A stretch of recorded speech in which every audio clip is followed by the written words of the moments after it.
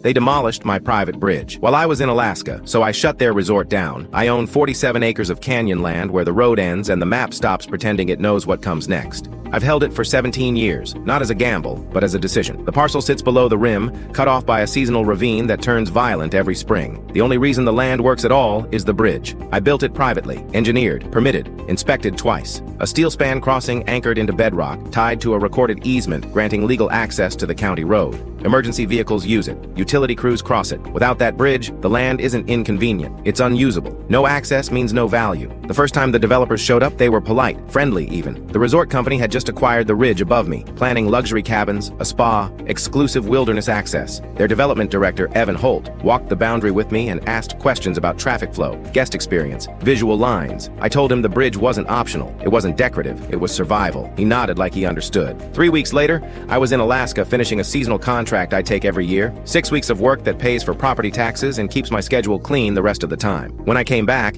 the first thing I noticed wasn't what I saw. It was what I didn't. No shadow across the ravine, no steel glint, no hum when the wind cut through the span. I stopped the truck and walked to the edge. The bridge wasn't damaged. It wasn't blocked. It was gone. Cut steel lay twisted below. Torch marks scarred the anchors. Heavy equipment tracks climbed the opposite slope and vanished onto the resort's land. For a moment, shock pressed the air out of my lungs. Then I pulled my phone out and called Evan. He answered calmly, too calmly. "I don't know anything about that," he said. "If something happened, you should call the county." That was it. No concern, no questions, just deflection. So I did. At the county office, a senior access coordinator, Marla, pulled the records. There was no condemnation order, no emergency notice, no safety directive, no demolition permit issued anywhere near my parcel. She made a call, then another. By the end of the afternoon, the truth didn't belong to me anymore. The demolition contractor was licensed under the resort's active site permits. Their equipment logs matched the date I was out of state. Their staging area appeared in satellite imagery on the wrong side of the easement boundary. That's when I filed the complaint. My attorney, Lucas, filed an emergency motion for destruction of a permitted structure and unlawful interference with recorded access. Because the bridge was my only legal entry point, the hearing was scheduled fast. The resort argued safety, liability, claimed the bridge was outdated. The judge, Eleanor Whitcomb, stopped them with a question.